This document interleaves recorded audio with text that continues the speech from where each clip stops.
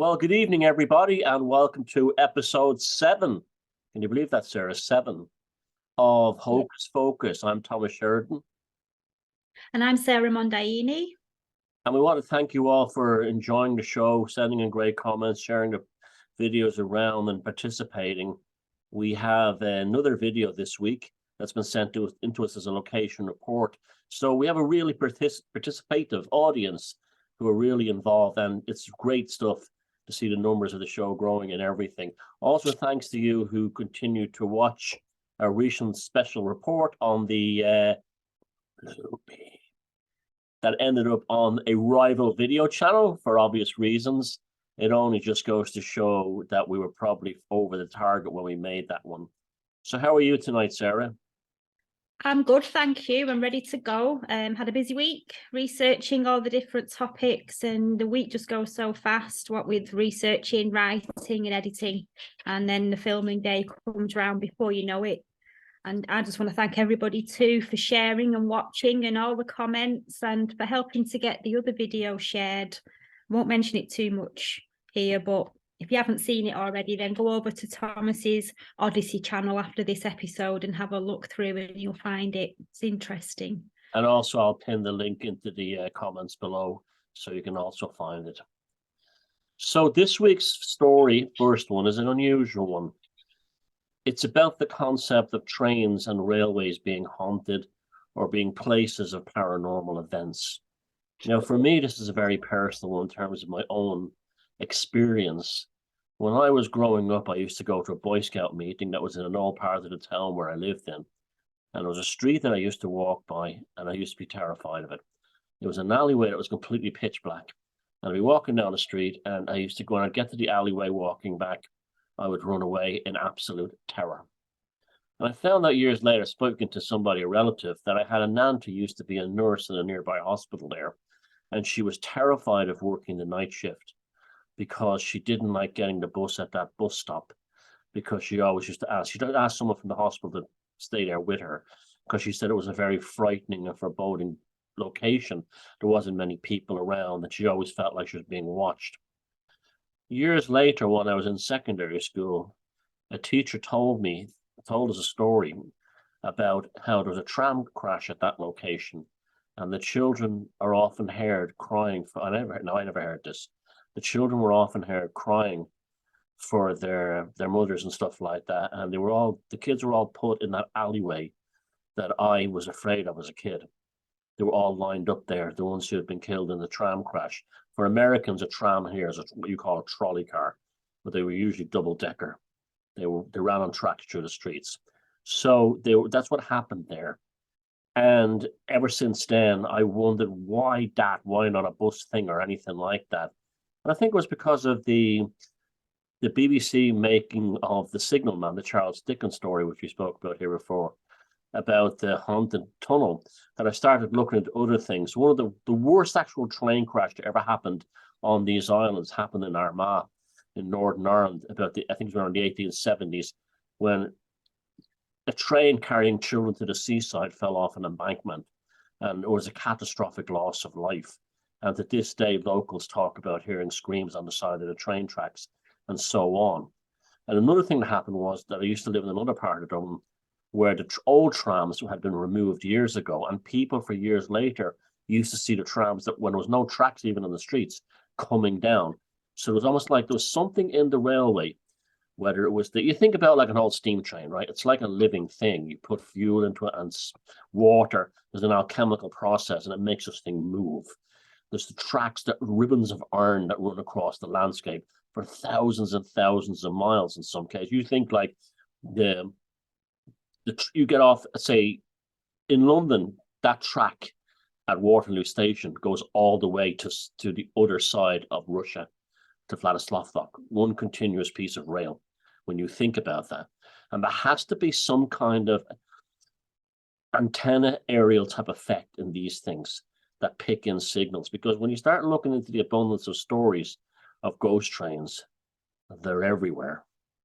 And it's a very common story.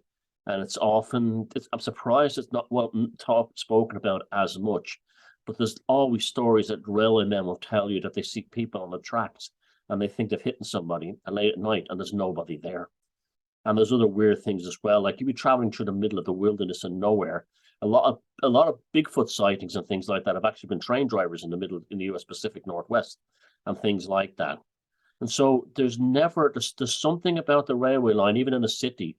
You can go on a trespass onto a railway line and it suddenly feels like you're in the countryside because there's usually trees on the either side. Now I have one more paranormal story about train lines. At Bayside Station in Queens in New York, I used to go and get a train at 5 a.m. to go to work in New Jersey.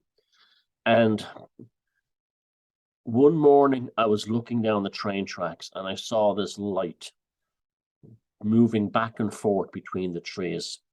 That was the most ghostly apparition I've ever seen. And it was the shape of a ball, but it was absolutely a spectral form. And I never knew what it was, but I saw it as clear as anything moving back and forth across the tracks. I don't think it was ball lightning because it didn't abide or behave like ball lightning. And in fact, there is a video somewhere on YouTube that shows ball lightning on train tracks, but this wasn't like it. This was a spectral form. So what about yourself, Sarah? Have you looked into this thing yourself? We have something similar where I live. We have a phantom van with a headless driver that we're supposed to hear on the same day, every day in November when he falls off the edge of the quarry. And that tells me it's a residual haunting. It's a recording of some tragedy that happened a long time ago. And it was such a tragedy. It's recorded into the atmosphere and it just plays over and over again. And I've not heard it, but it's said that you can hear it at certain times on a certain date in November. And that's what we've got here. But we have haunted houses, so why not haunted transportation? The only difference with that is the apparition is the entire train or the entire aeroplane or van or whatever. So you've got the nuts and bolts and the the mechanical structure is a apparition, which is fascinating, really. I would like to see something. A common one was trains making sounds that are not there on tracks that were closed up years ago. So maybe the tracks was closed years ago, the tracks ripped off, and then people would be sitting in their house one night and they'd hear the sound of a steam train whistle and the train going by, and there hasn't been a train in like 50 years on that line. That's quite a commonly reported one. Now you think of all the charge poured into a train, particularly in times of war and things like that. You think of I remember one time talking to a man who traveled across Europe from Ireland in the 1930s, and he traveled all the way to Poland. And he said that all he could remember were the faces of those strangers on the train and how many of them were about to die in the war coming up ahead. And all those faces. And you have this enormous amount of psychic energy poured into this tube that's moving along the countryside, and people having all their own feelings and emotions and worries and concerns. It would be amazing if it didn't leave a psychic imprint, if it didn't leave. Now, there's that famous case of the airplane in America that crashed and they took parts out of it. And the pilots of the previous plane that had crashed, we'll cover it in a future story, had showed up in the new plane. And this has happened on railways as well. And there was one more case I know of. That there was a train station here in Ireland called Limerick Junction, very popular one, well, very important one. But it's in the middle of nowhere. It's desolate. And it's also where a lot of lines meet up. So railway men in the old days would have to stay there, sleep overnight. And one of the old guys told me that the dormitories they built for the workers, none of them would sleep in it. They would sleep with a blanket inside an old wagon or box car or in a coach rather than spend the night in that place because it was so haunted. And they said it was haunted right from the beginning. So that is almost suggest that there was already some kind of spectral form there, like we were talking about the church in England, that it moved into it and began haunting it. And so I could imagine like some of these out of the way railway junctions in the middle of nowhere. Like you see them in movies like Jock Dr. Zhivago and some station in the middle of Siberia and all the stories behind that.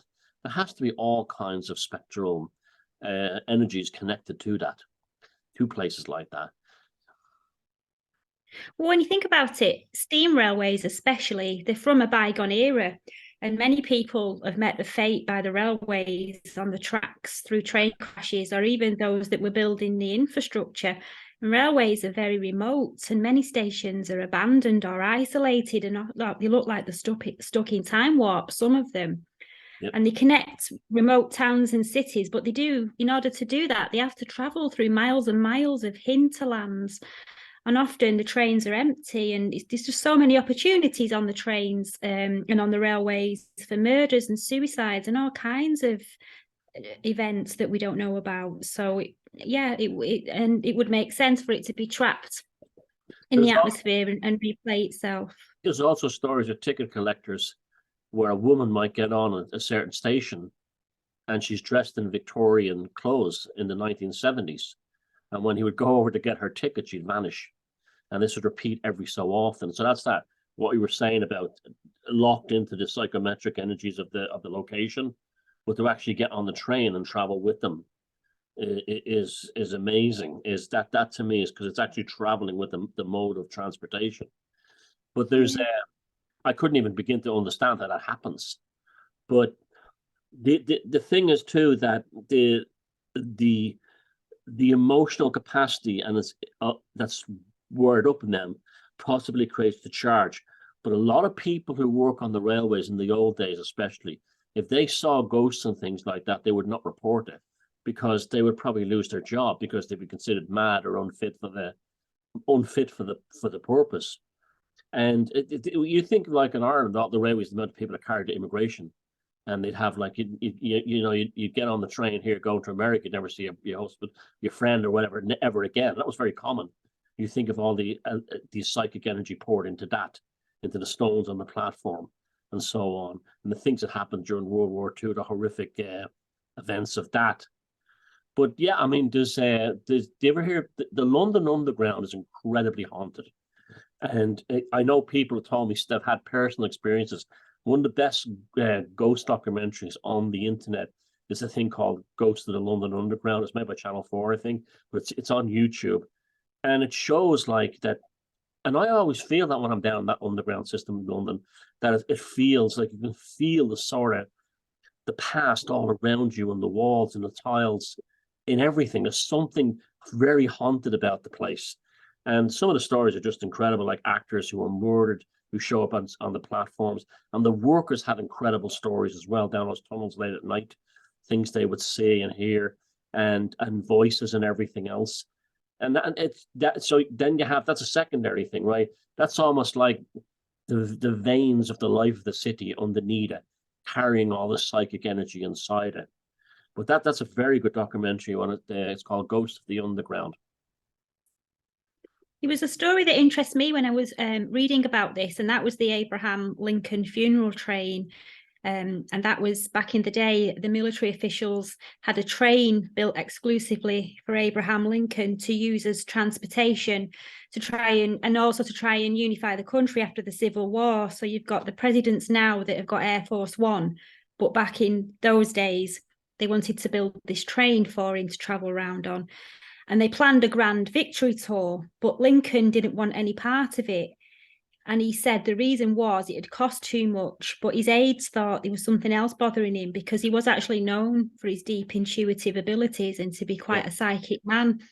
So eventually he agreed to do an official visit of the train, and this was to take place on the day that he was assassinated. So that grand victory tour train became a funeral train and ended up traveling from Washington, D.C. to Illinois with his body and coffin inside. And apparently the train now retraces that route on the anniversary of the assassination for all eternity. And there's been many witnesses that say, you know when it's near because time stands still and watches stop, and then you hear the sound of the steam and then the train wheels coming in, and then the spotlight of the train comes into view and it stops. And inside, they say that there are skeleton soldiers watching over the coffin. And other people have reported seeing a skeleton band playing music on the train dressed in blue uniforms.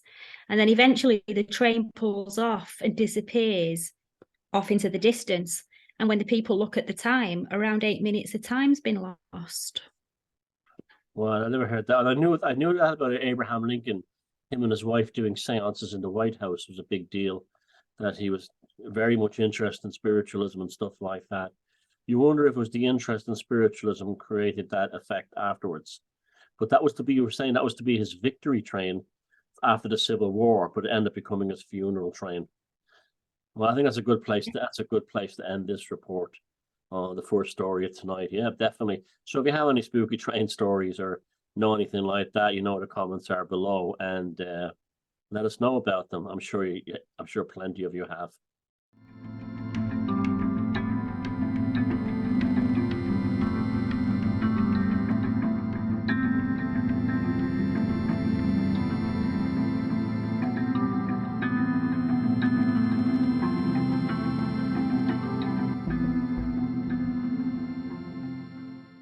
In this week's edition of Folk Horror Cinema, we picked a kind of a strange one, and it's 1983 David Cronenberg film, Videodrome, starring James Woods and Debbie Harry.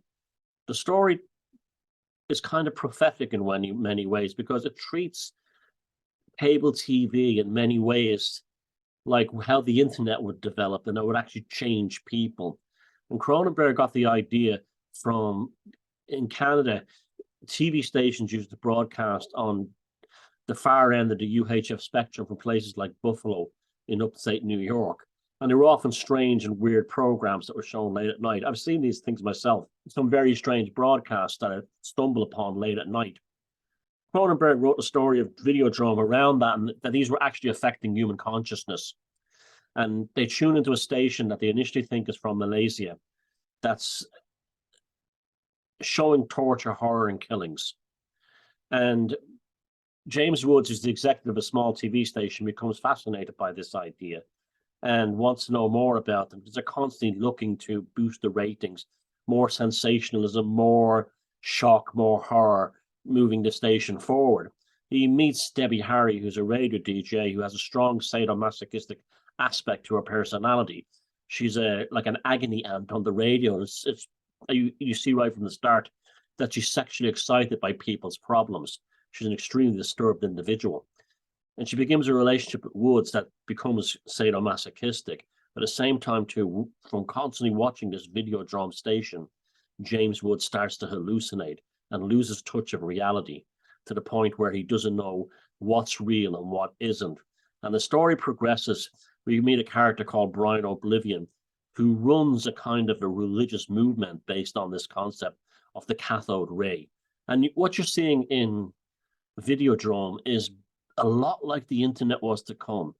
The internet didn't exist, obviously, in 1983, but many of the concepts that Cronenberg was playing with or trying to develop in Videodrome around the thing of like strange trash TV late at night have actually manifested in today's world with things like the dark web and so on, that there is these aspects of human consciousness have been changed, and humans are not the same people. They've been changed by social media.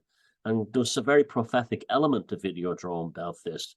It is quite a disturbing film on many levels. It's quite graphic, but you can't fault the pace of it. It actually keeps you holding on. Even though it's difficult, like a good David Lynch film, it's difficult to understand what's happening, but you want to see where it goes. And eventually it ends up and it culminates in this notion of James Woods being a kind of a hybrid human signal Videodrome and himself. The merging, it's almost like a transhumanist idea, but through the concept of a broadcasting medium. So it's not like family viewing Videodrome, but it's one of these films that you definitely watch, and it definitely gets you thinking about the world that we live in today. And again, James Woods is fantastic. I first watched Videodrome about 25 years ago when there was a David Cronenberg night on TV. And I remember it creeped me out back then. So when we decided to watch it and review it for our folk horror cinema segment, I thought, well, okay, it's been a long time. I'm sure it won't seem as bad watching it now. I was wrong. In fact, it's even more creepy now because it deals with the effects of a fully technological world on the human senses and fascination of horror and sex and violence and those boundaries of reality and consciousness and how easy it is to fall into it. And the character, Professor Oblivion, tells us that Videodrome is a socio-political battleground where there's a war being fought to control the minds of all the people of North America. And in the movie, the radio wave signals given off by the Videodrome broadcasts were able to penetrate the central nervous system of the people who watched it. And if you didn't watch it, it didn't affect you. But if you watched it, you became addicted and drawn into this deep, dark world that's really similar to things that you'd find on the dark web. And when the film was made, we didn't have the internet, so the story was based around the technology of secret TV broadcasts and having the ability to know about the channel and how to tune into it with your own TV. But now we have the internet. The whole film seems like it was a precursor as to what the internet will become when it got into the wrong hands. And in the movie, Videodrome was created by this Professor Oblivion to attempt to create a utopia through a world in which television replaced every aspect of everyday life. But whenever anyone tries to sell you something as utopian, as always, it very quickly ends up becoming a dystopian. The radio signals that got into your nervous system played on your fears, so eventually you didn't know what was real and what was Videodrome, and it truly was a glimpse into what will happen if you allow technocrats to govern and dictate what entertains you, especially through the blurring of the borders of the biological and the technological. And it's worth a watch, it really is, but it is quite frightening, and it is a video nasty, so be warned. Even the part where Brian Oblivion said, of course my name isn't Brian Oblivion, it's a broadcast name I've picked. That almost was the internet name before we had the internet. Picking a funny name or picking a strange name. He picked Brian Oblivion. There was such a strong predictive quality in it. And I found Debbie Harry's NPC-like character very interesting because there was really nothing to her personality other than sadomasochism. She actually merges with the machine seamlessly because there was nothing in there to begin with. So Videodrome, like she was turned on sexually by Videodrome, but only because there was nothing else to her but sadism. There was nothing else in her, and she was perfect for this new world where technology substitutes the lack of a personality.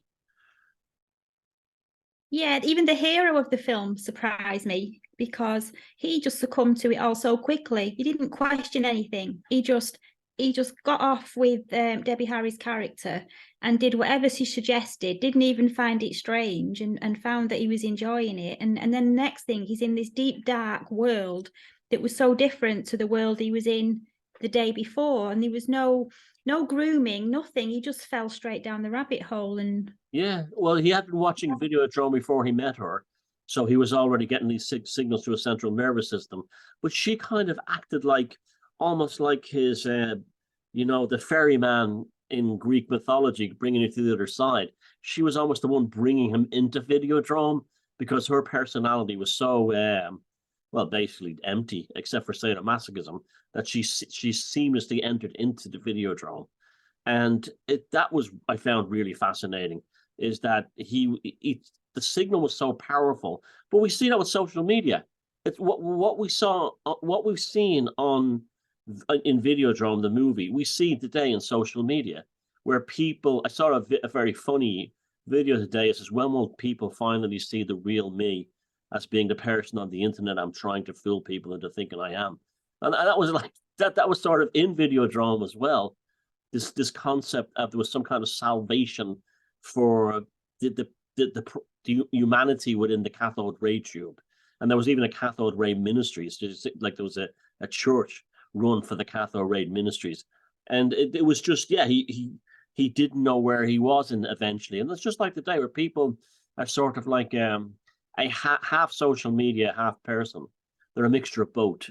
And because, especially if they don't have an integrated psyche, they're very, very easily took into that whole idea of being merged and absorbed, and because there's a compensatory aspect to that that's given to them. It just brought to mind TikTok. The TikTok, because I watched the YouTube clip documentary that you posted, I think yesterday, and that was quite an eye. I mean, I don't have TikTok, I never downloaded it, but that was I'm glad that, because that was an eye opener. That was unbelievable. I've never had TikTok, but I have seen the odd videos now and again that people posted to YouTube or to Facebook. Do you notice how TikTok, the way it looks like an old TV signal? It kind of twitches, shakes, like there's the bit rate is not syncing, it's like an old video recorder. I think that was deliberate. I think they discovered something in that TikTok format that was similar to what Brian Oblivion had achieved within Videodrome. So get out there and watch a Videodrome. It is gruesome, it's nasty, but it's definitely one to get you thinking, because it was a film that was definitely ahead of its time. It's hard to believe it was 1983, but you know, it really was incredible for its time to actually predict a lot of this stuff. So that's this week's folk horror cinema.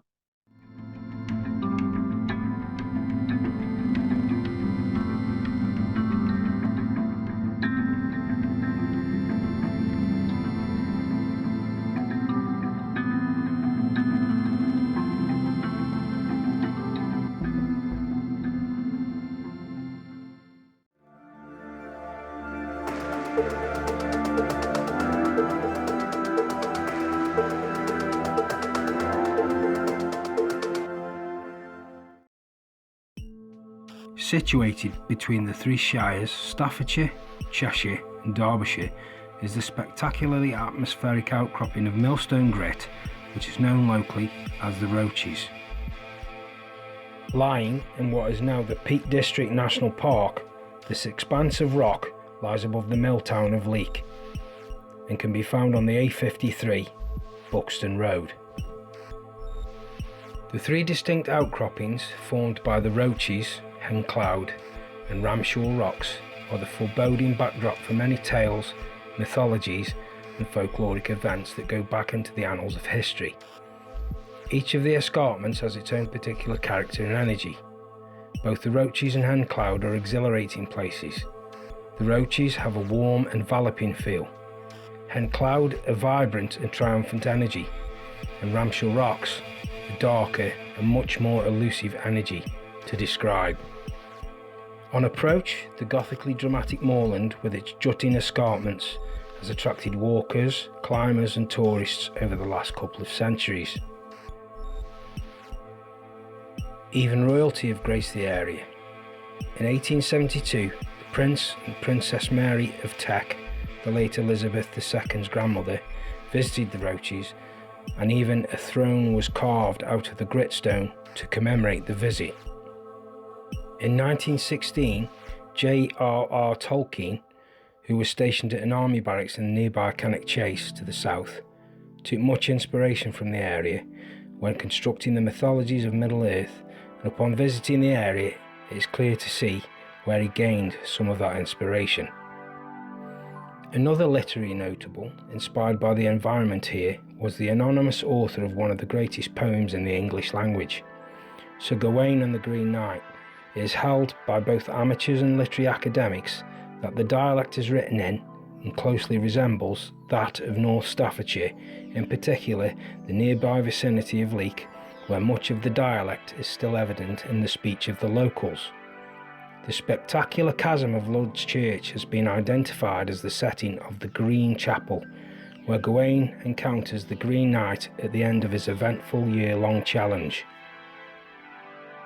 As well as literary connections, the location has been host to guests who are some of the 20th century's most notorious headline makers. From the nearby village of Cheddleton, the famous witch and TV personality Sybil Leek, who went on to become Ronald and Nancy Reagan's spiritual advisor and astrologer, was supposedly deflowered in a sex magic ritual at Ramshaw Rocks by none other than the self-proclaimed wickedest man in the world, Aleister Crowley. And the mythology, endorsed by Sybil Leek, suggests that the hexagram there was supposedly carved into the rocks to commemorate this very event.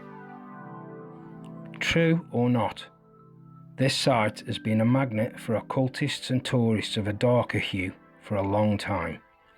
Moving towards the summit of Ramsher Rocks, past the many rock simulacra apparent in the weather-beaten, eroded boulders, is a spot where two of the 20th century's most notorious killers stopped for a picnic. Ian Brady and Myra Hindley paused here for a while, photographing each other. Now, was this to immortalise a day trip, or was it for darker, much darker reasons? Was this to a reconnoitre for possible grave sites? Was this image of Brady pointed to something or somewhere in the landscape? The summit of Ramsher Rocks culminates a few yards on with a large boulder called the Serpent Stone. This naturally occurring boulder has been augmented by human hands, and a large eye and nostrils chipped into its surface, which is thought to be of a Bronze Age date. From the air, the entirety of the outcropping can be imagined as a serpent, the tail of which emerges from the chasm of Ludge Church, with the head being at the apex of Ramshaw Rocks looking towards the northeast, and possibly the winter sunrise on the solstice. Whatever the reason to visit, the whole area is full of enchantment and magic. It has a dark romanticism. The energies and the mood of the place change with each footfall, and all who visit, I'm sure, will have their consciousness changed in some way.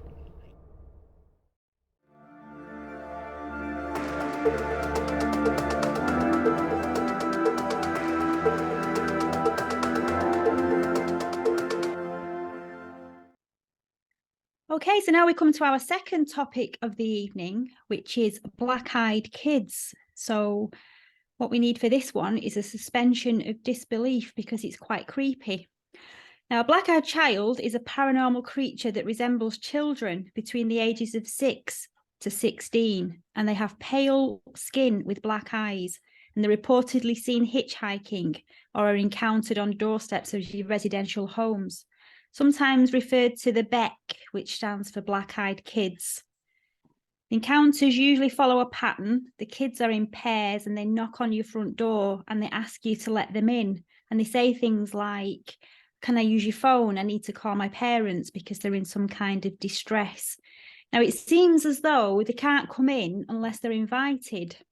And there's been no physical interactions with these children reported, but there have been consequences to interacting with them and allowing them in the home.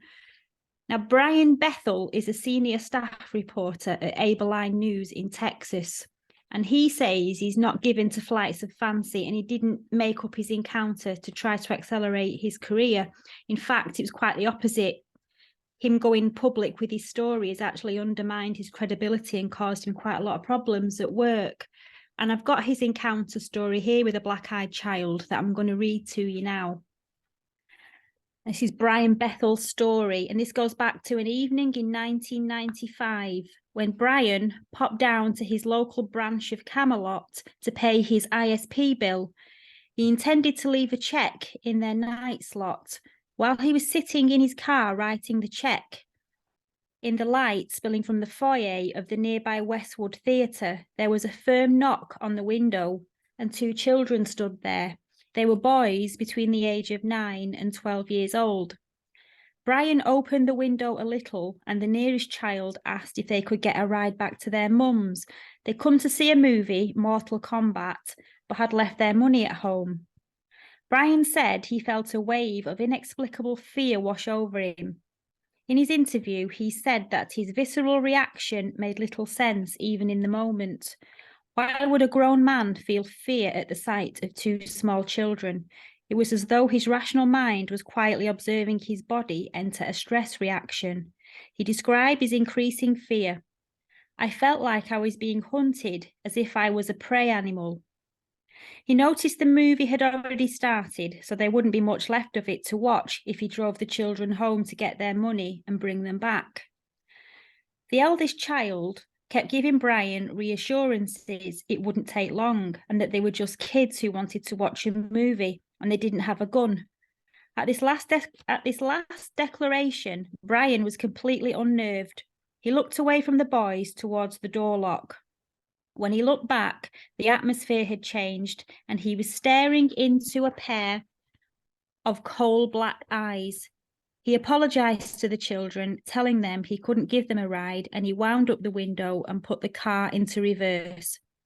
As he did so, he noticed the look of confusion on the second boy's face, the one who hadn't said a word. The first boy hammered on the window, yelling, "We can't come in unless you tell us it's okay. Let us in." And Brian drove out of the parking lot as fast as he could, and when he glanced in the rearview mirror, there was nobody there. So there's been lots of sightings of these beings. They've been known to turn up in the middle of the night, in the early hours of the morning, and they always ask to use the phone and tell you that they're in some kind of distress, or that they need money, or that they need to get hold of their parents. And it's human nature to want to help them. So whatever it is seems to be playing on human emotions, knowing that a decent person would find it difficult to refuse a child who needs help. And they seem to exhibit some kind of mind control, where the people feel compelled to open the door and let them in. So whatever it is playing on your emotions, and seems to be having some kind of hypnotic effect over them. Of all the sightings, the clothing is described as drab. They're dressed in hoodies with the hoods pulled down over their eyes. They're said to smell bad. They smell sulphurous and very musty, like a musty, wet earth stench. And the clothes are dishevelled and greasy. The smaller children, that's the teenagers. The smaller children wear clothing from the wrong time period. They wear stuff like they're from the 50s or something like that. And their eyes are pure black, but not just the iris. It's the whole eye is like a black polished glass. And they don't talk like children either. They're very well spoken, but they speak in a demanding monotone style. And they ask for weird things, and sometimes they get the words wrong for things that they've asked for. So, for example, they've asked if they can use the telegraph instead of the telephone, which is weird because the clothes and some of the vernacular is very vintage. So why are other people who've done reports have thought that the eyes were normal until about halfway through the encounter. But then they say they can't remember if the eyes were always black and they only just noticed it, or whether the eyes start out normal and then turn black as the encounter goes on. And they start out polite, but if they don't get what they want, then they become angry and start screaming and pounding on the door for hours at a time. But eventually they do give up and go away. So if you do get one knocking on your door, don't let them in, and they will go away eventually. Now, just to add to this, and it also relates to last week, in 2014, the Daily Star in the UK wrote a 3 front-page story about the sightings of the black-eyed children in a haunted pub in Cannock Chase in Staffordshire. And the ghost hunters who knew about the black-eyed children and thought they were extraterrestrials or vampires or ghosts took the alleged sightings very seriously. And on last week's episode, we put up a Fortean news flash about a possible recent sighting via drone. And somebody left a comment that they'd like to hear us discuss that snippet. So I was wondering, Thomas, what you thought about that drone footage of what they're saying may have been a black-eyed child. Yeah, well, the drone footage thing, they said child, but if you measure that entity next to the tree, it's really tall. It looks like it's about 7 feet tall. So it's either it's hovering, but there is something childlike about it. And there's also, she seems to be wearing a petticoat, and people have said that often the girl black-eyed kids sometimes wear like petticoats, like from the wrong time. They're in the wrong time frame. There's 2 things here that strike me. The similarity to 2 other similar phenomena, the men in black and the bogus social workers. Both situations seem to be very similar. They approach, they're clumsy, they're culturally clumsy. They don't know fully how to adapt into this reality. And they are, in all 3 cases, they seem to be harvesting emotional psychic energy. they seem to be preying on people. They seem to be looking after the energy of people, the fear of people, and that's what they're really after. So the thing with that, coupled with the fact that they make a mechanical sounding noise when they talk, that's commonly reported in demonology, that the demons sound like they're machines, that they talk like they're machines. So I'd be pretty much of the mind that the black-eyed kids, black-eyed children are demons, that they're harvesting emotional energy on this earthly plane by playing on people's parental or nurturing or caring, compassionate way. In fact, lots of the ones have appeared in hotel rooms where someone is on the road away from his own children and missing his kids, and then there's a knock on the door and there'll be black-eyed children outside the hotel room wanting to come in. So they seem to be aware of who the target people are, missing their kids or whatever like that. So that was quite sinister and suspicious. But another thing that happened with this was that they've immediately declared it creepypasta. Now, creepypasta is a fictional horror paranormal writing, but they did the same thing with the black-eyed children on the story in Abilene in 1990s. They did with the Russian sleep experiment and said, oh, it didn't exist, it's just creepypasta, it's just fiction. So, but I mean, why? Because there's only one reporter, there's not, or it's a vague history that it comes from. So it's not, because lots of people, if you look into some of the people who have encountered black-eyed children online, they can see that they have been very disturbed by the experience. They didn't want it, and they didn't want to have that experience. People often talk about having horrible nightmares for months and months afterwards, and just not having a sense of foreboding, like a black cloud is over them. Now that's a psychic attack. What's a psychic attack? The removal of one's life energy, the stealing or the damaging of one's life energy. So I'd be of the mind that the black-eyed children are demons. That would be my take on it. I do have another report here. This one's from Utah. It's very similar account to Brian Bethel's report, but this is an anonymous source, and he describes an encounter on a remote road in Utah. I'll just quickly read it to you. He stopped to rest during a long drive when two children, a boy and a girl, seemed to materialize out of the dark. They were wearing strange clothing and both had old-fashioned bowl haircuts. He immediately thought they were lost and lowered the window to ask if they were okay and in need of help.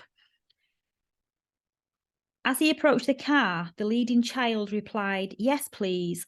Then the man noticed the child's eyes, dead black, and the child requested he let them into the car and give them a ride into town, but the man felt the most awful fear envelope him.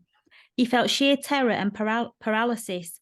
His mind screamed at him to get the car window up and drive away, but his body refused to obey. The children appeared amused as he struggled to get his hands to move towards the window mechanism. The boy suddenly smiled and revealed teeth that appeared to be metallic.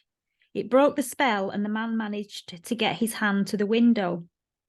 His terror increased as the kid grabbed at his sleeve, and the shock made the man shove the kid back from the car as hard as he could, and a look of surprise crossed the child's face. In the next moment, the man started the car, and the boy somehow, in a split second, moved to the front of the vehicle. But the man didn't hesitate. He drove straight at the child.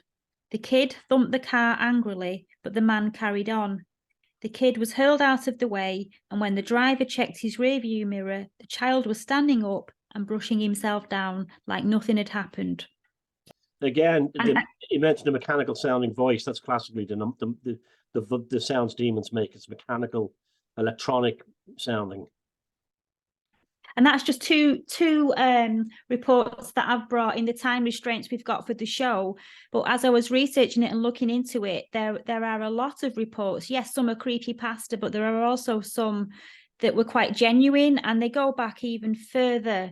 I think some went back to Native Americans. It happened in the Native American tribes as well. There were these black-eyed children. It also has a kind of association with the kind of changeling thing as well, too. I don't know precisely, but it kind of, when I first heard about these things, I remember thinking, to do with changelings and things like that, maybe. I wasn't sure. But yeah, I mean, it's definitely, people think that a phenomenon has to be ancient for it to exist. But you could have something that could appear in the last 20 years, it still exists. You know, it still exists, and our cultural assumptions will change with that. But this notion that they all have to be ancient forms or ancient phenomena is not necessarily true. They can be recent, and there's no reason why something shouldn't begin in the 1990s. And even the earlier ones, yeah, there could be similar things to them as well. But also there's quite a like what happened in 1995 and 1996. Well, the internet came about. That's when the internet started moving. People are going CompuServe in America Online, and all these other servers that were out there, and these people started to use the internet. So were they created by the dissociation or the detachment of people away from normal interaction and towards that of an electronic one? Are they kind of phantoms that were generated by that, or entities that were brought through by that?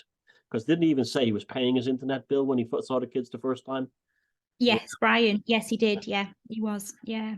And just going back to Cannock Chase, there's an author, I'll just mention him here actually. It's called Lee Brickley, and he's been looking into the spooky goings on at Cannock Chase in Staffordshire in the UK for the last decade. And he's released four books about his findings. And he believes that he had his own encounter with the black-eyed children back in April 2018. And he said that he thinks Cannock Chase is some kind of paranormal portal area where beings and entities from the next world can migrate into our own, a bit like the Mist scenario from the movie The Mist there. He says the woods are haunted with many spirits of the dead, but there's also lots of monster sightings and cryptid sightings, and he thinks those creatures come from another, much darker place. Yeah, just like here we are again, like these portals around the world that are there where the veil is thinner or the realities are softer. Yeah. Where is Staffordshire? Is it near, like, is it in the middle of England? Yeah, it's actually just below us. We're in kind of in Cheshire, and then it's just below there. So it's it kind of sandwiched between Cheshire and Birmingham. Okay, so it'll be like North Midlands. I never even heard of Cannock Chase until this story last week. I didn't, but now I'm really fascinated. I might get one of those books actually. Now that you mention it. Yeah, I mean okay, that clip last week, it's a drone cover. It's a drone footage. It's not going to be. You're not going to get it in HD. You know what I mean? It's going to be pixelated. It's not going to be brilliant, and it's easy to poo-poo it and say it's nothing. But when you read into the history of it, if you just read into the history of the plays before you form an opinion on something, you find that, you know, it's very possible that that drone has caught something. Yeah, because it's not a standalone thing. Yeah. And with you saying it looks very tall, it could have been a child that was floating. It didn't, you know what I mean? That's why it seemed a lot higher up than it was. So it's wrong to just say, oh, it's nothing, it's a load of rubbish. You just, you know, just keep an open mind, because we don't know and you don't know. So just keep an open mind. But also the lack of clarity in these photographs is not proof of them not existing. Because in many cases, just like with UFOs or cryptids, it's like the rainbow. When you get close to the rainbow, it vanishes. The same thing with them. They're disturbances in the field. They're not like literally solid forms in many cases. And so therefore, when you get close, you try to photograph them. When you zoom in, it starts as kind of like just falling apart. But you can see them quite clear from a distance. That's because it's not actually there. It is there, but it's not there in a material sense. And what you're actually seeing is a disturbance. So that's the black-eyed kids, black-eyed children. If you have any of these stories yourself, this is one I really want to hear about. So again, the comments below. And what do you think they are? And do you think there's any significance to the fact that it seems to have been connected with the rise of the internet? I think there's something there to go on that hasn't really been spoken about yet. But the black-eyed kids, I sure wouldn't want to meet one or a bunch of them. That would really freak me out. And now we're going to Sara and her segment of, are you clean inside? Are you in balance with yourself? Does your internal being need a sprucing up, a dusting off of the cobwebs? Here is Sara with the psychic hygiene.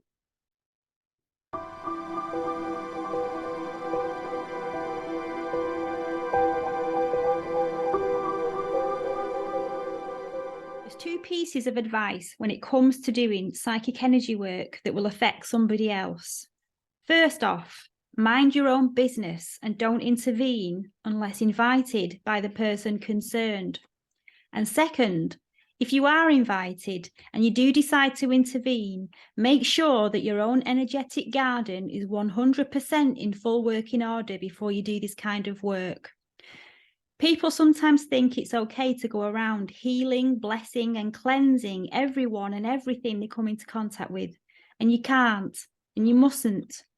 Now, I've been to events where a complete stranger has been talking to me and then put the hand on my shoulder without warning to give me a blessing or clear my energy or, you know, I just felt something, I'm going to touch you, I'll get rid of it. And it was horrible. And I felt violated, not blessed, and I didn't feel cleansed. I felt like I needed a shower afterwards and I was exhausted. I didn't give the permission to the person to do this, and they weren't grounded and they weren't centered or calm. They were going around airy-fairy with delusions of themselves being somehow more spiritually equipped than you, while insinuating that you need saving and you can't do it yourself. Now, there's a form of energetic intervention that's always perfectly safe and acceptable to perform. You can send love and good energy to anyone or any situation, providing you do it from an attitude of perfect inner peace. If you don't have the inner peace, then you'll send out personality energy rather than positive energy. Now, when we're confronted by something that makes us uncomfortable, such as a friend being ill or a will conflict, our underlying purpose is to make ourselves feel better. So we end up sending out vibrations of our own concern and worry, and that often makes things worse. So it could be that a situation needs playfulness or understanding or even release. So, for example, where a situation genuinely requires the breakdown of old thought forms and systems, even if the cost is war and uncertainty. So don't go around thinking you can solve, heal, bless, or cleanse everything and everyone. And that's my psychic hygiene recommendation for this week.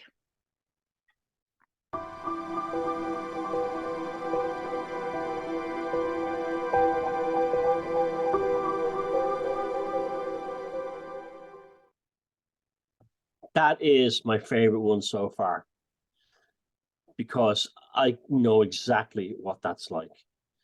I've had people, even Christians, even Catholics, when I was a kid, try to do things, and I was like, no, I knew instinctively as a child, do not go there. About 5 years ago, I did an event in England, and there was a speaker there. And he didn't start out New Age, but it got New Age very quickly. And he said, a great thing you can do is just look into the eyes of the person next to you and stare at them for about a minute or so. And I immediately looked at the guy beside me and went, I said, this one was dangerous things you can do. And I was this close to jumping up on the stage and saying, get this dickhead out of here. Because he had everybody staring into each other's eyes for a minute, the stranger next to him. That's one of the most dangerous things you can do for your psyche. And it was just New Age baloney that it'll change you. And I got speaking to people the day after, and they all told me they felt very depressed after doing that. And they didn't feel right about it, but there was a peer pressure bullying thing. You get that a lot of these New Agey things, like everyone stand up and just dance and shake around. No, you don't tell me what to do. You don't tell me what to do, and you don't tell me to stare into the eyes of strangers. Now, because I knew I had a background in magic, I knew about fascination and the extreme dangers of staring into someone's eyes that you don't know them, a stranger. And this is why they all go nuts in the New Age world. They're messing with things like demonology. They're messing with things like fascination. They're messing with hard and magical concepts, and they're actually causing ferocious damage to people. And wrapping up in this whole thing of love and sending light and sending love. That's your best psychic hygiene one so far, because they're all good, but that one definitely hit the spot for me, because I've been there. And listen to what Sara says. Do not allow anyone to do anything like that to you. It's none of their business. I like the way you said at the beginning, it's none of their business. To be asked is a different thing than to dive in and do it. And there's a lot of these kind of evangelical New Agers who go around jumping all over the place, throwing the stuff at you and things like that. Just politely say, no, no, thank you. It actually just brought to mind another thing. Dancing is another one. I many years ago, a few years ago now, I went to a meditation circle, and it started off all right, you know, group of people, we'd sit in a circle, we'd meditate. It was nice, went home feeling refreshed. And then all of a sudden it started stepping up a bit, and an alarm bell started going off when they'd ask us to start dancing. And they call it barefoot boogie. And I'm not doing it. I'm not doing that. No. And they'd say, oh, come on, don't be shy. Don't be miserable. It's like, I'm not shy. I love to dance, but I'm not getting up and taking my shoes off and dancing. Why? And it just went happy clappy. And it was horrible. And I sat there and I stopped going after that. I think I gave it another week and I stopped going. And I would sit there with my arms folded, just looking at them. And they'd say I was a miserable sod because I wouldn't dance. Run. But I didn't want to dance. No, it's none there, and it's not a busy to force you either. There's also a lot of these people in the New Age scene, these New Age workshop gurus and stuff like that. A lot of them are actually vessels for demons, and they're actually when they're in that mode, they actually bring a demon in that's used as an energy harvesting device, and that's why so many people who go through the New Age scene come out. I mean, I've heard horror stories of people who are going through psychological problems, went to place all these workshops in Glastonbury, and after a few months were screaming at the mirror, I've lost my soul, I've lost my soul. These New Age workshops and all this stuff, you've got to be so bloody careful what you're getting into. These people are often doing dark magic. In many cases, they don't know they're doing it. They actually think they're helping. But they don't. It's like I've had friends who might lose the run of themselves on numbers. I see this number. What does it mean? What does it mean? It means nothing. It means nothing. But some people can lose the run of themselves and start making these wild connections and they think there's something spiritual about it. It's actually a descent into madness, and you've got to be really careful. But yeah, you're right. I love the way you put that as well. It's none of your business what another person's going through at a spiritual level, and it's none of your business to get involved unless they ask and say it's okay. Excellent stuff. That was the best psychic hygiene one. I'll be thinking about that one all night now, because it's triggering memories of things that happened over the years. And you're absolutely right. What Sarah said there, I can't stress enough how vital it is. Same with me, and I just have to add, just as an ending to that, some of the most toxic people I ever met was in this what I thought was a nice innocent meditation group to go after work and just unwind. Turned out to be something completely different and full of the most toxic people I've ever met. I don't know if you want to call them toxic or damaged souls, I don't know, but there was something inherently wrong with a lot of them, and I ran for the hills. A lot of it's to do with killing the ego and this kind of nonsense. My God, your ego, you're nothing. And you still even say today, some guy talking about transcending the ego. You bloody need your ego. It's so important. That kind of nonsense. But also a lot of those, again, they haven't done the groundwork, right? So if you look at any traditional, like the one that someone's giving me a hard time about Reiki the other day, right? Reiki, listen to me, Reiki is Japanese demonology, okay? It's working with demons, okay? And people who do that in Japan have decades of practice, deep study. You don't get that at a weekend workshop in Glastonbury or Sedona, okay? They call them beings or spiritual light forces and stuff like that. That's exactly what they are.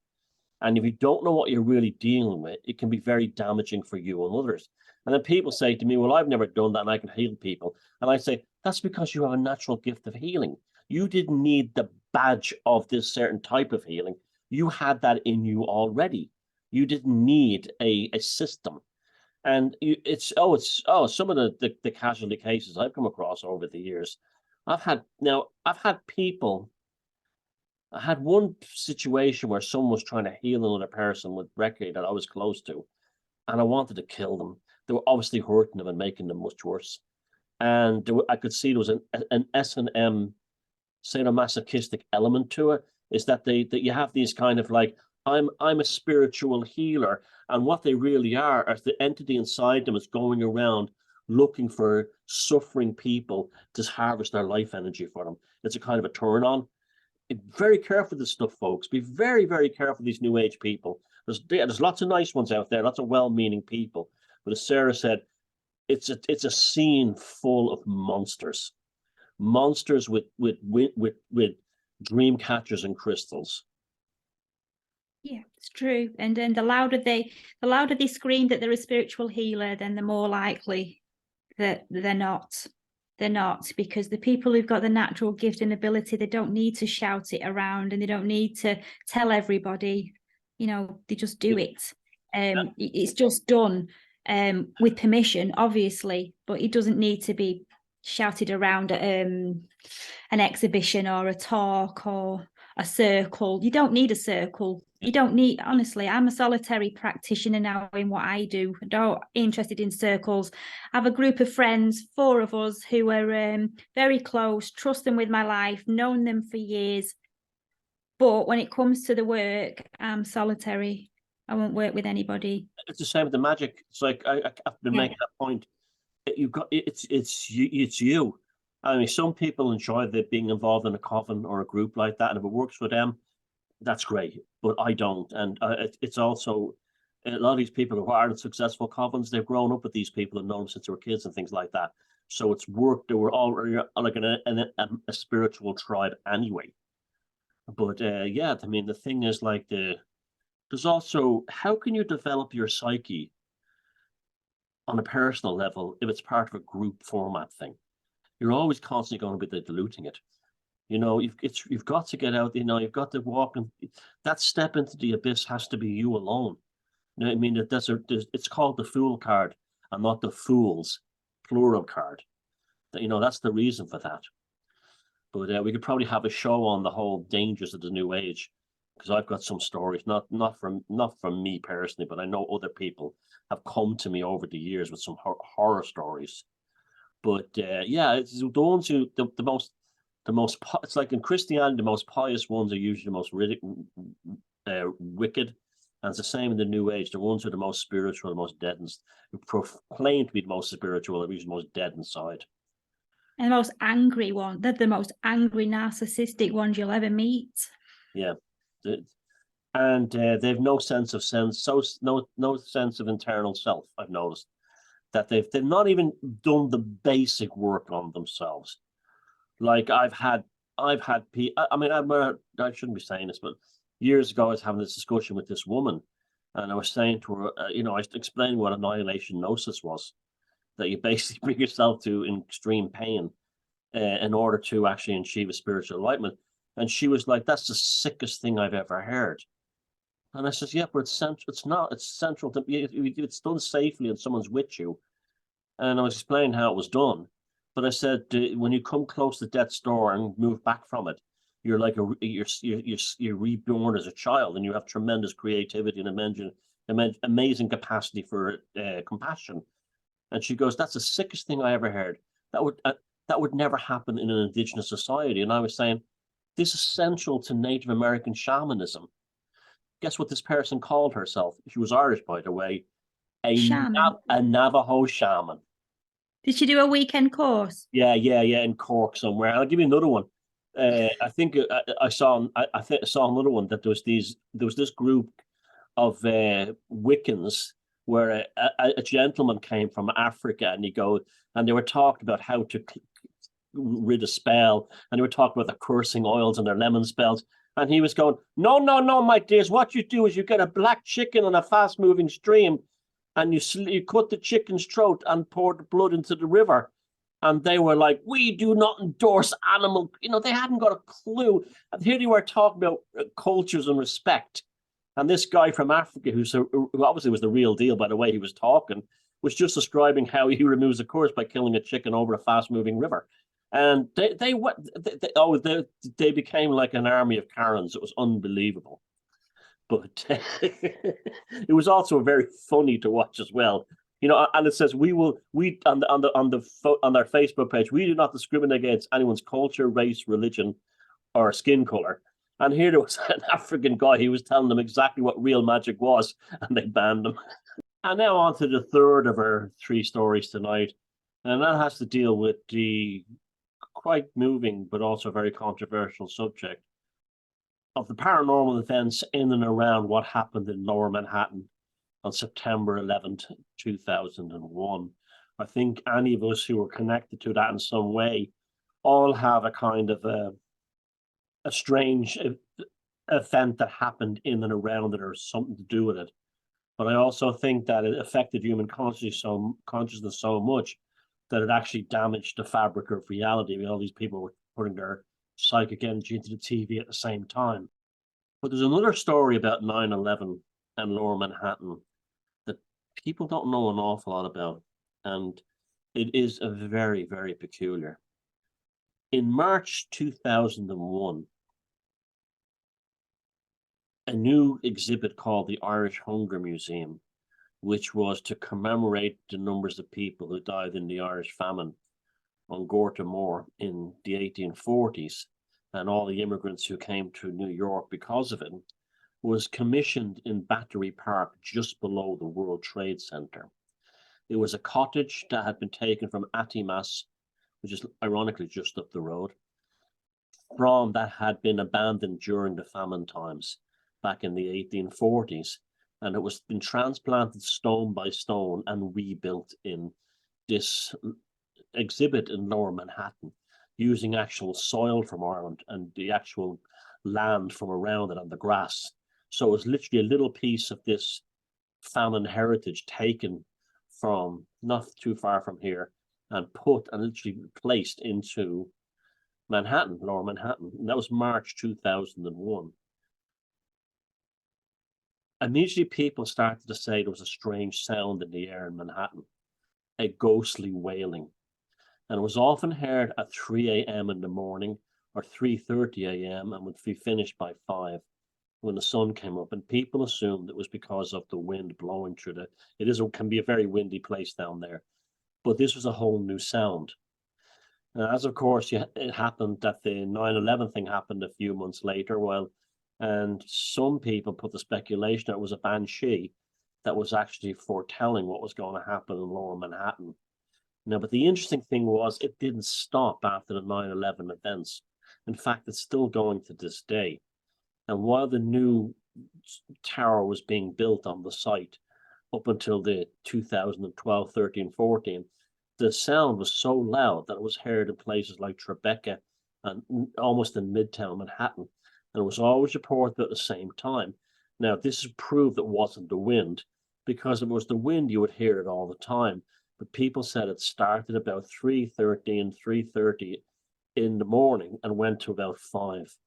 And it's still occasionally showing up to this day.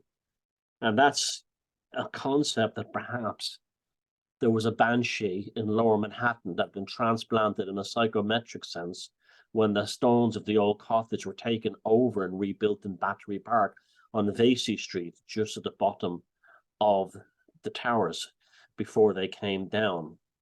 So have you heard that story before, Sarah? No, I haven't. That was completely new to me. And I'll be honest with you, it doesn't surprise me, because the banshee is the harbinger of death. Then that's probably one of the biggest events on mass deaths, sudden deaths that I'm aware of. So it would make sense that banshee had a lot of wailing to do and a lot of warning and so it doesn't surprise me in the slightest. Yeah, or it was some kind of caught in a time loop where it plays over and over again. It's a really peculiar story. But then again, there's lots of stuff like that about 9/11 in terms of people having premonitions. I know one particular case of across the river in Brooklyn, some children were in a school and a young boy pointed out the window to the Twin Towers and said to the teacher, "Those buildings won't be here tomorrow." And she says, "What buildings?" She goes, "The 2 towers won't be here tomorrow." It freaked the teachers out so much that she thought the kid might have been involved, or his parents or family members who might have been involved in the terrorism that took it down. And the kid and his family were questioned by the FBI because they had to make sure there was no connection there.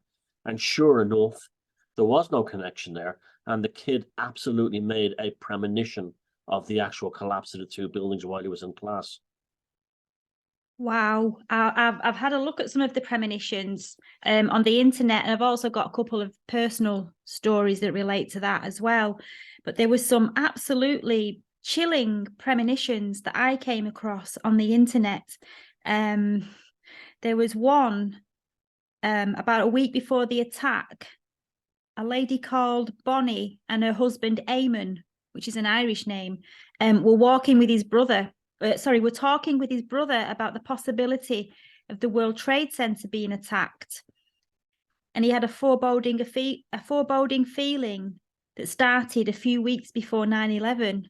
And after that conversation, Eamon told Bonnie that she needed to be a tougher disciplinarian to the children because it was going to be harder once he was gone. And on the morning of 9/11, Eamon had a vertigo episode in the shower. And later that day, while Bonnie was waiting for Eamon to come home, hoping and praying that he'd survived, she went outside and yelled, "Eamon, where are you?" And at that moment, she felt a river of wind swirl around her, and the branches swayed and the leaves rustled, and the wind lifted her skirt, and she knew Eamon had died. Oh, And I got goosebumps listening to that one. yeah, there's more. There was a Monica and Michael Icon who were married on September the 11th, 2000. During the wedding, a jet had buzzed overhead so loudly that the couple had to wait to say "I do." On the 9th of September 2001, Michael and Monica had checked into a hotel near the Boston airport. Michael started to panic and said that they had to check out. And it turned out that the hijackers were staking out the hotel.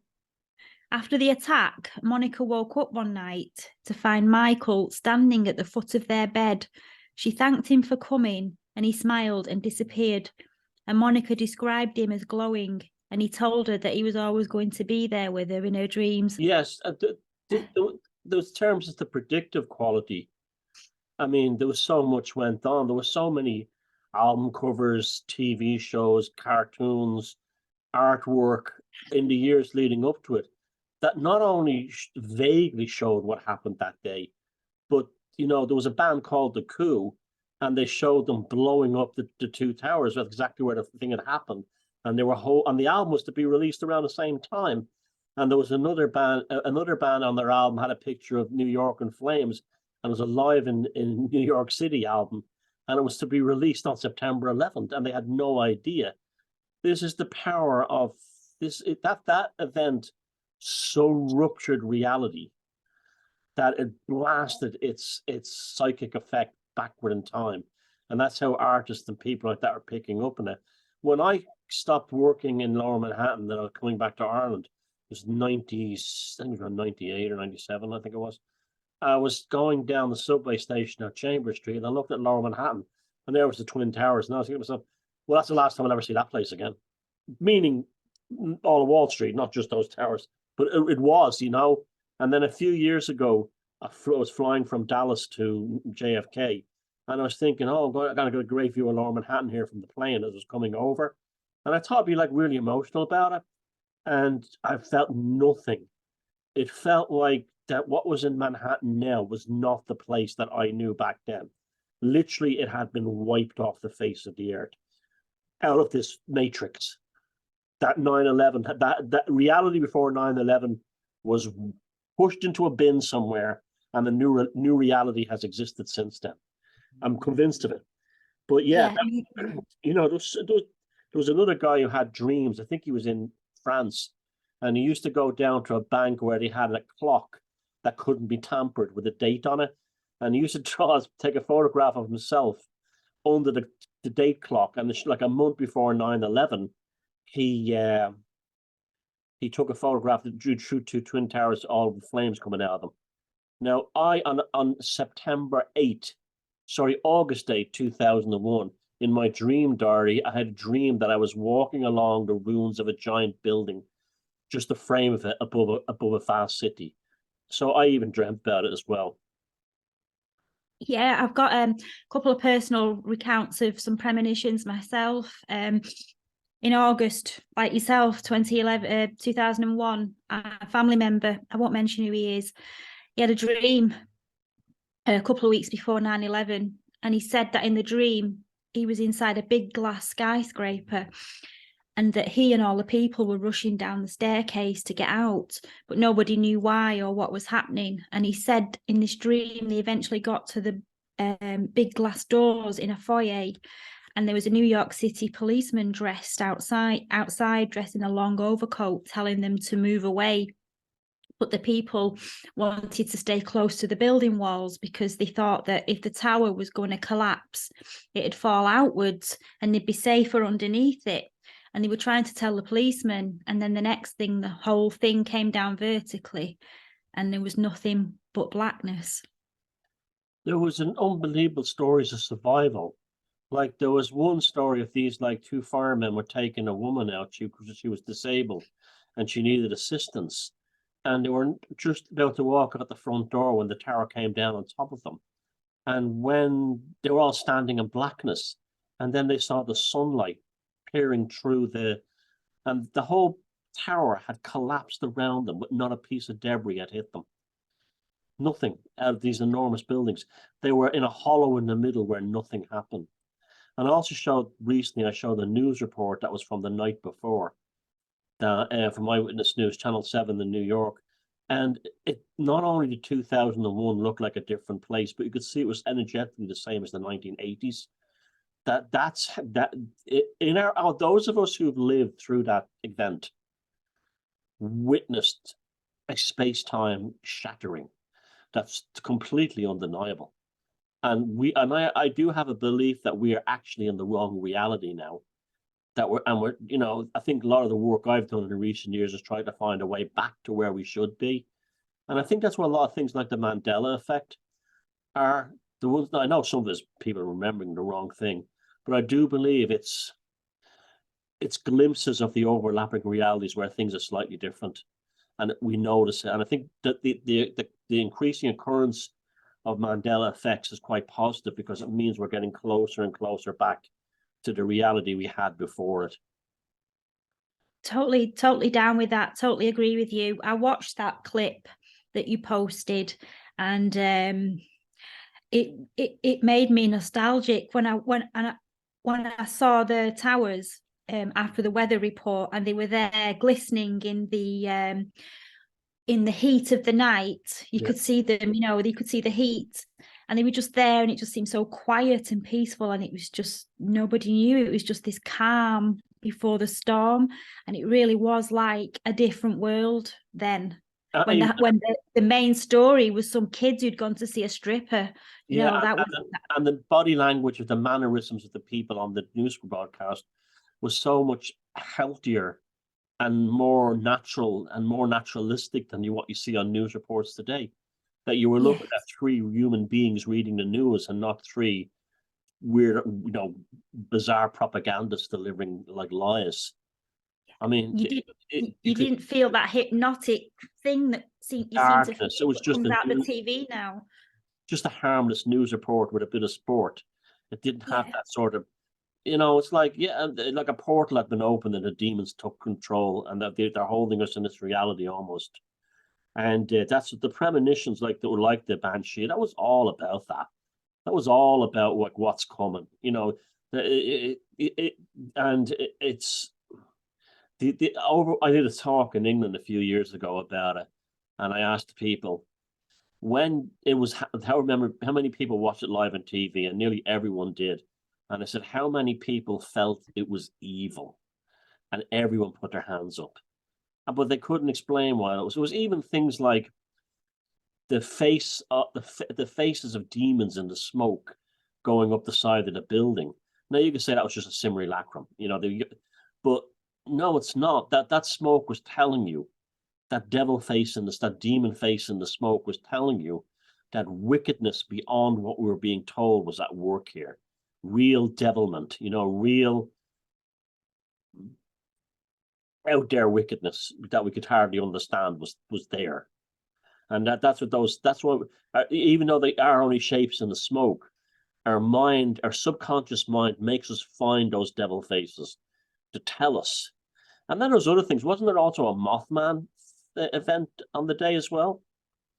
Yes, somebody photographed a ginormous, it looked about 7 foot. We'll have to put the picture on the episode. I'll find it for you and send it you. This thing looked about 7 feet in the air. It literally looked like a man with wings, in a black suit, and he was flying at the top of the towers as all this was going on. It was elongated, the thing. Yeah, it's just, and they've released videos now that they've never released back in the day in the last few years, and you look at them and it comes right back to you when you see it from a new angle. Now, I didn't see it live that day. I was very fortunate because I'd started a new job and I was working in the basement, and I didn't have an internet on my computer, so I saw nothing of it. But apparently, here's what happened. The company I worked for, my American colleagues were all killed in the first attack or tower. They were all the first ones killed. And my job for the next few weeks was to work on the documents that they were working on. Imagine starting a new job and having to do that, because we're both in the communications department. And I'm literally looking at computer documents where the sentence stopped when it happened. Wow. And I had to deal with that in the front. And it was, but I'll tell you something, Sarah, it was really bad. Was that the company seemed more concerned about business than it did about I shouldn't name, I'll edit out the name of the company, than they did about their loss of their employees. And we were told all day, it looked like they got out, it looked like that everything's going to be fine. And then right before I went home, they says, no, they didn't make it. And I always remember, like, my brother Damien picked me up in his van, and his face was in a state of shock. He was like, did you see what happened today? I said, oh, I missed it all. I missed it all because I was working on files down in the basement of this office building I was working in. And I think that's how I broke the spell. I think it didn't affect me because I didn't watch it. And I think I'd met other people who never watched any of it while it was happening. And they were the same as me. They were able to detach away from it. Where if you were watching it, you just went into your consciousness. Did you watch it live? No, I was at work. I remember I come back off my lunch, and one of the girls on reception had come into the office and said, have you heard what's happened in America? Because I was planning to move to America at that time. It was all set. All systems go. They put the kibosh on that, which, you know, it's not relevant really. But I was ready to leave my job and move. And she came up and told me, have you seen what's happened? Have you heard?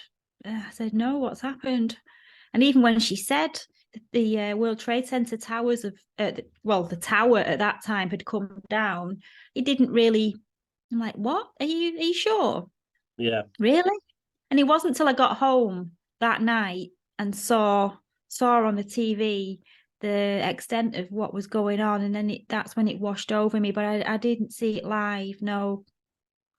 What struck me was how many people were captivated by it, that they kept watching the videos over and over again. Oh man, it was on 24/7, wasn't it? Over and over and over. People who couldn't stop. On every newspaper, it was covered in the stories, and it was the way people became like 9/11 beings for like a month.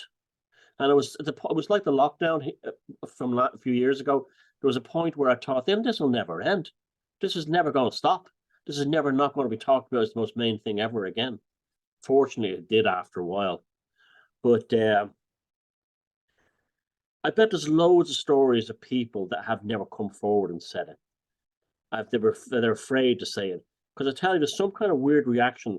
Because I can remember when the Banshee thing first started, there was some paranormal message board or something like that was on the internet. This was about 2013 or 2012. And somebody casually mentioned, though, is it hardly surprising considering what happened? And people were all going, you sick bastard, you sicko. So it was like, what, you couldn't even talk about it 10 years later without being attacked in any kind of paranormal. That made me think there's a lot more buried paranormal stories connected to it that people have never told anyone about or kept it to themselves.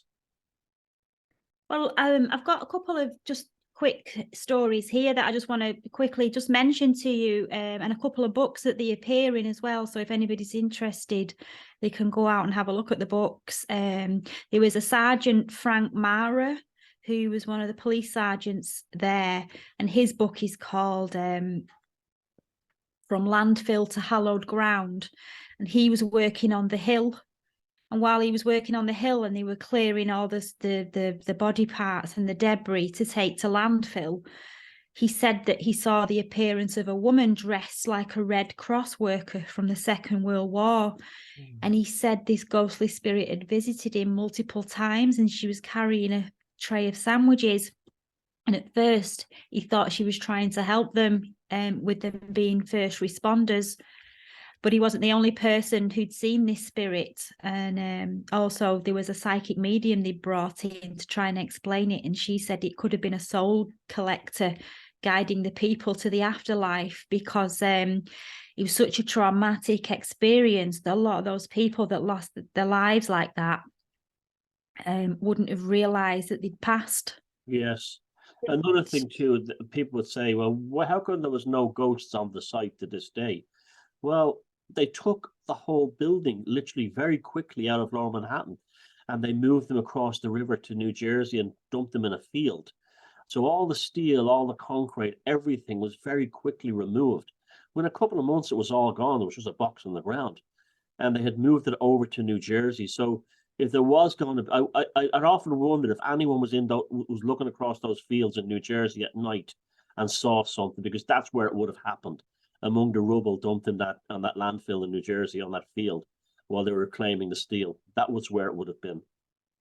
There's lots of claims that the landfill area is haunted, and there's people have been reporting hearing a mysterious hum or a moan coming from the area, as if there's thousands of souls calling out. And also, is it coming from the Freedom Tower, which people say is haunted as well? Because the Freedom Tower that's there, people have claimed that if you're on the floors 93 to 99, between midnight and 3 a.m, there is a horrific apparition of a ghost plane, which goes back to our first subject tonight about ghostly transportation. A ghost plane crashing into the building. I wouldn't want to be working the night. I used to work, when I worked in Wall Street, I mostly worked night shifts anyway, because the best money was then. And so I wouldn't want to be working there at like overnight. I mean, if anything's going to be a residual haunting recorded into the atmosphere and playing out over and over, it's going to be that. And there's this weird temple at the bottom. Do you ever hear about that? There's like a memorial at the bottom. Yeah. But it's like a weird pool town. People say the atmosphere in it is shocking. You can't do, if you're any way sensitive, you run out of it as soon as you're in there. It's not in any way pleasant. It's almost like it's almost got this like evil energy about it. Before the Freedom Tower was built, the Millennium Hilton Hotel overlooked the Ground Zero site, and a lot of hotel visitors have reported ghostly activity in the hotel. And one visitor said he felt like there was a crowd of people were in his room and he couldn't sleep in there. And other guests have complained to the staff that every time they stay there, they have nightmares of the 9/11 victims pressing against the windows. So due to all of the complaints, the staff avoided renting any rooms that had a view of the Ground Zero. Gosh, that's terrifying. So the extent of the psychic impact and spirit, the spiritual extent of it is just. It was like a psychic nuke. That's what it was. Yeah, a psychic nuclear bomb. Yeah. And I think, isn't there 1,000 bodies still said to be buried underneath that they didn't recover? Over 1,000 bodies. They just turned to dust. There would have been nothing left of them. Did they consecrate the land? I don't know. Well, I have no idea. I remember there was like that famous crucifix that was made by the rescue workers, and that was that kind of a thing. But there was every different race and religion died in it too. So it was like humanity was instantly hit that day. it was hit that morning. And on a beautiful morning as well. It was a beautiful, beautiful day when it happened. It was the last kind of day you'd expect the end of the world to happen. A beautiful, idyllic summer, more late autumnal morning. We've got the other crash site, which was over at the Pentagon. And I've just got a little story here called the Shanksville Angel. And that was regarding United Airlines Flight 93, which crashed in the field in Pennsylvania. And there was a lady called Lily Leonardi, and she worked for the FBI as a community outreach specialist. So she found herself at the crash site eventually. And she got out of her car and she said she could see this blinding light over her left shoulder. And the blinding light soon evolved into a white mist. And before she knew it, she saw a legion of angels to the left of the crash site. And she saw one angel, who was clearly the leader of the group, look over the debris. And when she looked again, she could see other angels escorting the souls of the deceased to the next life. And what she found interesting was that some of these souls moved on with the angels, while other souls stayed behind. And she wrote a book called In the Shadow of a Badge, a memoir about Flight 93, a field of angels and my spiritual homecoming. And she recounts the story of this angelic sighting on the field where Flight 93 came down. I didn't have any premonitions, but I did experience what I can only describe as a flashback. So while I was at home on the evening after the event, I was in my bedroom getting my stuff ready for work the next morning. And I remember I suddenly froze, like I was in a trance state. And I got this clear image in my head, like I was actually watching a movie of the people in the plane after they knew what was coming.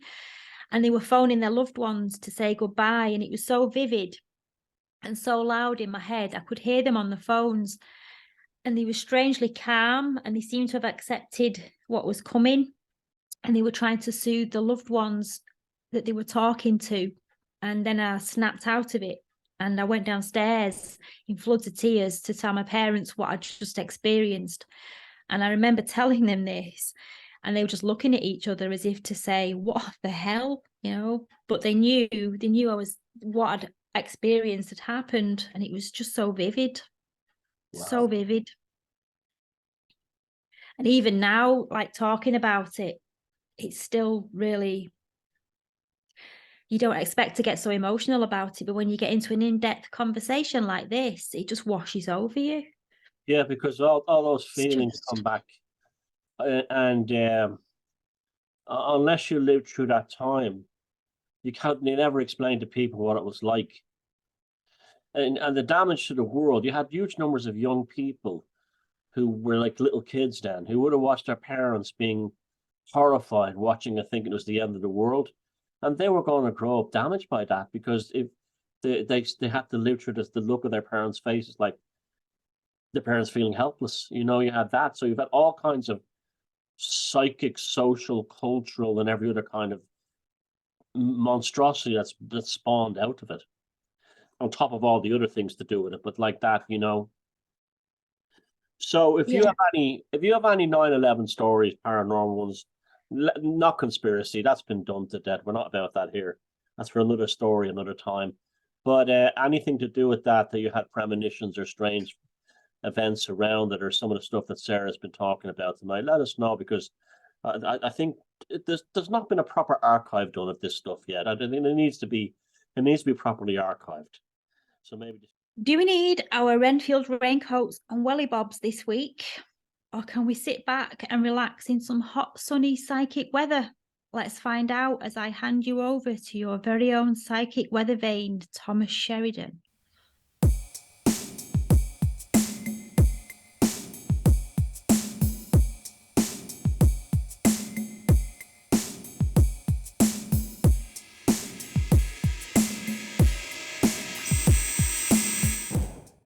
Hello, I'm Thomas, and I'm back with the psychic weather. And yes, we need the Renfield raincoats. We don't have a Renfield supercell, but we have the Renfielding I should say, a snide kind of Renfielding, almost like a passive aggressive Renfielding I've been coming across, as other people have been reporting.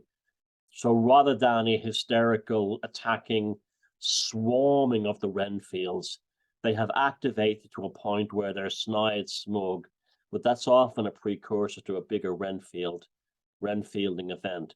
Look out for people who have grudges.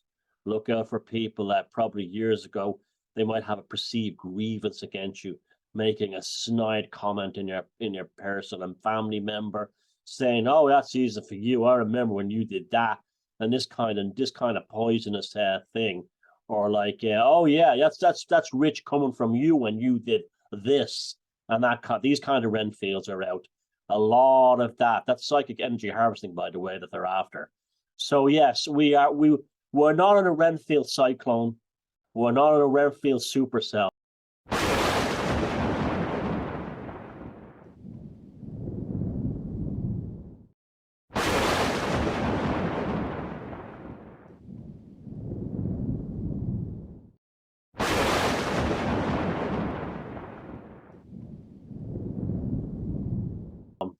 But we are in a Renfield gale.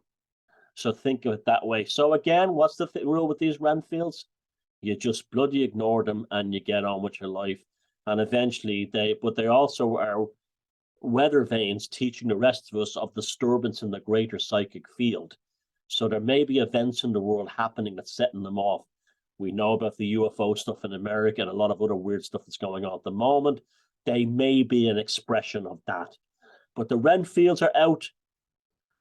You need a raincoat, you need your umbrella, but you don't need the shelter from them. Just let them pass over. And when these condescending remarks happen, these snide comments remarked, these grievances are whipped out, you just let it roll off you like Renfield rain on a Macintosh. And that's the psychic weather with me, Thomas Sheridan.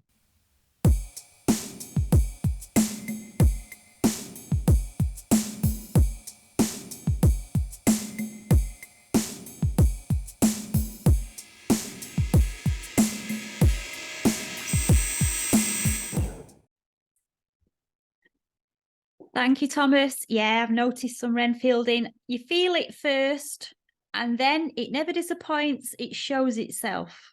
And then you just move on and carry on. It sometimes starts with a kind of a weird silent treatment. It's almost like they're getting ready to say something, but they're waiting for the moment. I find that happens. But yeah, they're definitely being triggered by, I think, a lot of the UFO stuff in America right now and around the world. I think that creates a sense of, it's almost like they draw down the chaos into themselves. So there's I think they're like I said, they represent a disturbance in the greater field. And that's that they serve an actual, they're like an augury, they serve an actual purpose. So there you go. They're out there, but they're nothing to be too worried about. Like everything, use them to your advantage. If you've got a Renfielder who's saying you can't do this, or remember when you said that, and remember when you did this, just prove them wrong and come back bigger and better, and just, rise above it, and they'll disappear. They will. They'll find someone else to bug. And now to one of your favorite parts of the show, because you can build up your own personal library, your Fortean library, and it's the books that influenced us greatly over the years. And this week I'm choosing Stolen Images, Pagan Symbolism and Christianity by Peter Knight. This is a book I got a few years before I actually met Peter Knight for the first time at the Mysterious Earth Conference, which you'll also be speaking at this coming October also. And the book was a great catalyst, I'd say, for bringing together my own interest in all this stuff. There's a very interesting period, not only between the end of paganism and the beginning of Christianity, but there's also a very interesting history going back of symbolism that we now think as being Christian, which was never Christian. It was taken over. It was pagan symbols to begin with. And he talks about all these things, like the cross being the most common one. In fact, until about 1,000 years ago, everybody except the Christians was using the crucifix symbol. The original symbol of Christianity was a fish, or even a certain pair of keys, and even a cockerel at one point. And so stolen images in pagan symbolism and Christianity goes through all this, but it has a lot more in it. It is absolutely jam-packed with hundreds of color and black and white photographs. So it's a great reference book, a great comparison book for people interested in these topics. And it's got a very good, look, those of you writing non-fiction books, always put an index in the back. It's got an index in the back that's very, very useful, a very comprehensive index. And yeah, fabulous stuff. I can't say enough about it. It talks about the symbolism of animals, the symbolism of, totemistic symbols as well, and other things too, such as spirals and how they made their way into Christianity, as the Trinity, and so on. So there you go, Stolen Images by Peter Knight. A must for every Fortean library and people interested in where Christianity got its symbolism from. Right. My book this week is called Embraced by the Light by Betty J. Eady. Now, Betty Eady briefly died after an operation, but she recovered. And she came back with one of the most profound near-death experiences ever. And her description has been considered one of the most convincing arguments for the existence of life after death. And in the book, she goes into detail about her time in the spirit world and who she met there, and the truths that she learned, and the reality of the spirit world. And it's a really interesting book. It's like reading into the meaning of life and how we create our own surroundings by the thoughts we think, and that we're sent here to live life fully and abundantly, and to experience both failure and success, and to use and exercise free will to expand ourselves.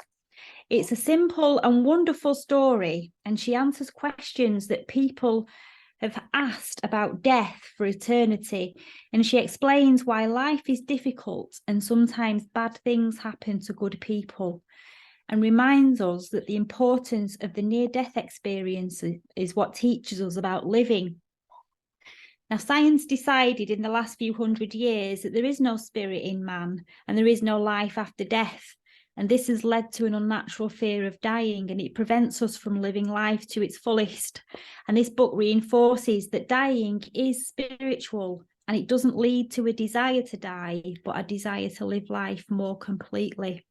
And one thing I just want to add is that parts of this book are written from Betty's own religious belief perspective, but it doesn't take anything away from the book, because who's to say that who Betty claims she's met is the creator showing itself as the most familiar aspect to Betty's beliefs?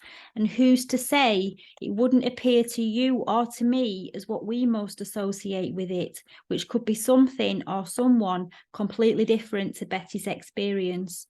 So it's another book to take what you need from, and not to throw the baby out with the bathwater, and to consider that just as we all experience life differently here on earth, we may all experience the same spiritual force differently in death.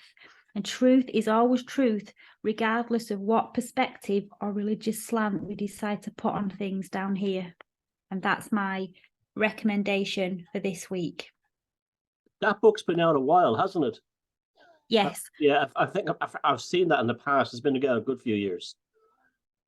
What I would add to that is, one of the things I often say to people who call themselves atheists and say there's nothing after death, that they need to be very careful, because they may be committing quantum suicide or soul suicide, because I do believe a strong part of what you experience, a belief in this life, is processed in the afterlife experience. So if you believe in nothing, you'll probably switch yourself off through a kind of quantum suicide or a spiritual suicide. So it's always worth keeping an open mind to that stuff. What harm does it do? That's what I always say to the atheists. What harm does it do? None. So that's tonight's show. I'm emotionally worn out. I don't know about you, Sarah, but I'm absolutely wrecked from tonight's show. It was a roller coaster. And thanks again, everybody, for joining this conversation. and taken part, give it a thumbs up, give it a big share.